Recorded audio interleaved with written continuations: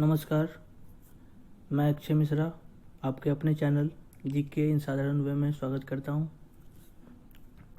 आज हम लोग देखेंगे कुछ प्रश्न जो कि पाषाण काल, सिंधु घाटी सभ्यता और वैदिक काल में जो बच गए थे प्रश्न, उसको मैंने यहाँ पे इंक्लूड किया है। ठीक है, चलिए शुरू करते। पहला प्रश्न, किस काल और युग में पत्थर के औजार सबसे पहले पाए गए हैं? ठीक है, क्या हो जाएगा? पूरा पाषाण। ठीक है, पूरा पाषाण मतलब जिसको बोलते हैं पैलियोलिथिक एज।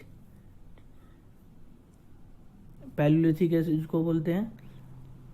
दूसरा होता है मध्य पाषाण जिसको बोलते हैं मेसोलिथिक, और तीसरा होता है नव पाषाण जिसको बोलते हैं न्यूलिथिक। पैलियोलिथिक में मनुष्य जो था वो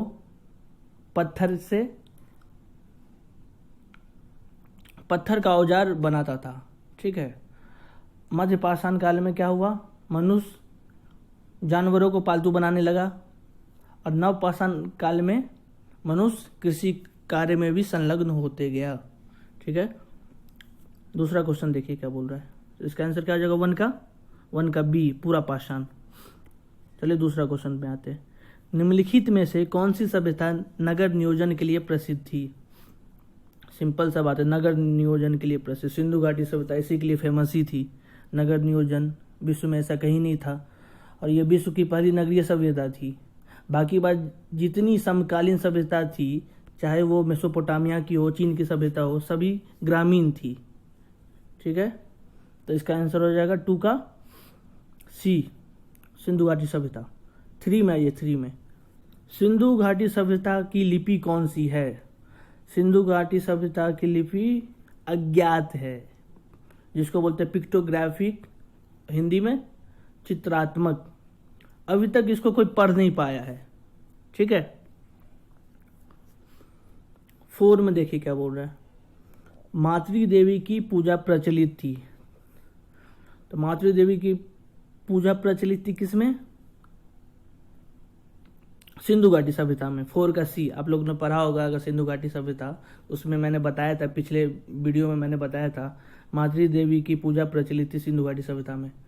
ठीक है, पिछला वीडियो आप लोग एक बार देख लीजिएगा। उसके बाद ये देखिएगा 5वां नंबर क्वेश्चन देखिए।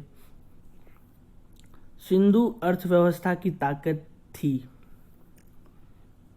इसका आंसर हो जाएगा व्यापार, ए। ठीक है, अब व्यापार क्यों होगा? क्योंकि आप लोगों ने देखा होगा लोथाल जो था एक पोर्ट था। ठीक है, लोथाल एक पोर्ट था, जिसमें अगर सिंधु घाटी सभ्यता के बारे में आप लोग थोड़ा बहुत भी पता होगा तो ये मेसोपोटामिया से व्यापार करता था। ठीक है, इसका उल्लेख मिला है, और लोथाल जो पोर्ट है वहां से मेसोपोटामिया को सप्लाई होता था। सिक्स में आते हैं। निम्नलिखित में से कौन सी धातु हड़प्पा सभ्यता में नहीं पाई गई थी? तो इसका आंसर हो जाएगा लोहा। ठीक है, क्योंकि लोहा का आविष्कार जो था 1000 बीसी में हुआ था।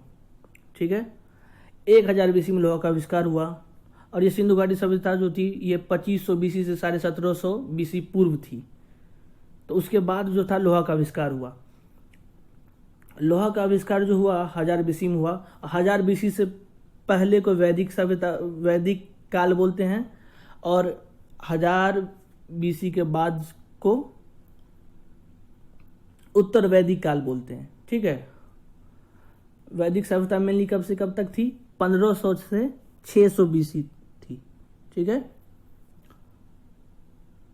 लोहे का साक्ष्य कहां से मिला? ये क्वेश्चन बन जाएगा आपका, लोहे का साक्ष्य कहां से प्राप्त हुआ है? तो लोहे का साक्ष्य अतरंजी खेरा से प्राप्त हुआ है। ठीक है, चलिए 7वां नंबर क्वेश्चन पे आते हैं।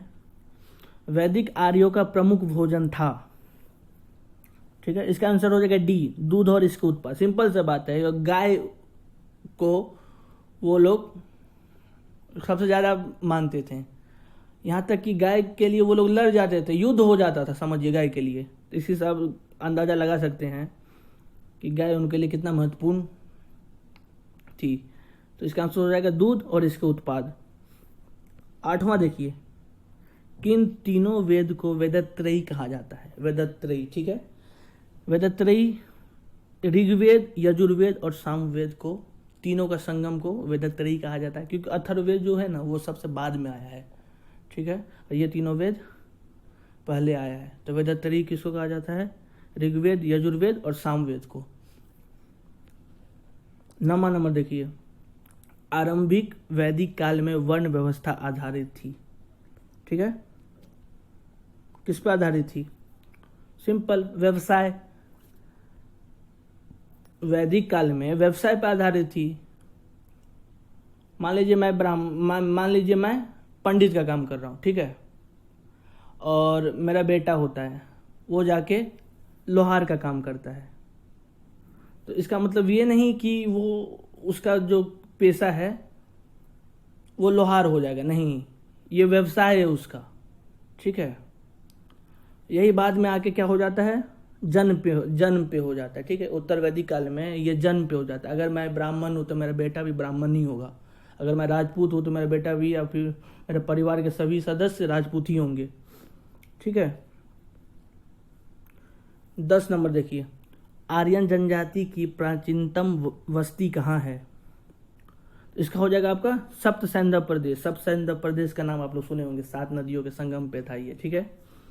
और ये गंगा यमुना का द्वाब भी था, पूर्व में गंगा यमुना का द्वाब में भी इन्होंने अपना बस्ती बसाया था। 11 नंबर देखिए, ऋग्वैदिक काल में राजा अपनी जनता से जो कर वसूल करते थे उसे क्या कहते थे? बलि नाम का एक कर होता था जिससे राजा अपने जनता से वसूल करता था। 11 का ए हो जाएगा। 12 नंबर देखिए, निम्नलिखित में से किस विदुषी ने वाद विवाद में याज्ञवल्क्य को चुनौती दी थी? गार्गी नाम की महिला थी, विदुषी, मिथिला की थी, ठीक है। इन्होंने याज्ञवल्क्य को चुनौती दी। इसका मेनली जो आपका साक्ष्य है वो बृहदारण्यक उपनिषद में मिलता है, जो सबसे पुराना उपनिषद है, ठीक है। ये क्वेश्चन बन जाएगा, सबसे पुराना उपनिषद बृहदारण्यक उपनिषद, ठीक है। 13 नंबर देखिए, प्राचीन भारत में किस विवाह को विधि सम्मत नहीं माना जाता था? तो इसका आंसर हो जाएगा गंधर्व, बी नंबर। गंधर्व विवाह में होता क्या था? कन्या और वर जो होते थे वो प्रेम में पागल होकर शादी करते थे और यहाँ तक कि भाग भी जाते थे। आजकल भी बहुत चलता है, देखते होंगे आप लोग, ठीक है। एक बार देख लेते हैं ये मेनली कुछ इसके बारे में। असुर विवाह क्या होता है? असुर विवाह होता था कन्या को खरीद लेना, ठीक है, ये असुर विवाह का अंतर्गत आता था। गंधर्व मैंने बता दिया। आर्य विवाह, आर्य विवाह में क्या होता था? वर पक्ष से एक जोड़ी गाय लेकर शादी होता था, ठीक है। ब्रह्म विवाह में क्या होता था? कन्या के वयस्क होने पर पिता द्वारा योग्य वर से, मतलब कन्या अगर शादी उम्र लायक हो जाती थी तो पिता उसका विवाह योग्य वर से करवाते थे, ठीक है।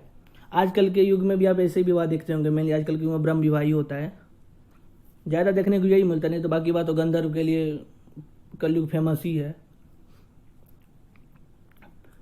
और मेनली जो था मनुस्मृति में 8 तरह का विवाह का उल्लेख है, ठीक है। इसमें से 4 मैंने बताया, 4 आप लोग देख लीजिएगा।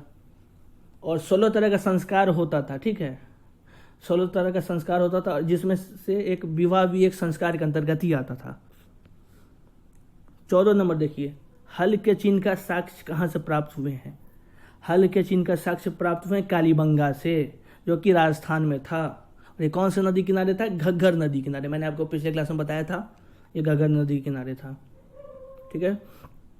मैंने जितना एक्सप्लेनेशन यहाँ पे किया है, ठीक है, ये आपका मेनली एक तरह से समझिए तो क्वेश्चन भी आ जाएगा, और जितना मतलब एक तरह से मतलब आपका जो रिटेन नोट है वो भी मैंने यहाँ पे आपको इंक्लूड कर दिया है।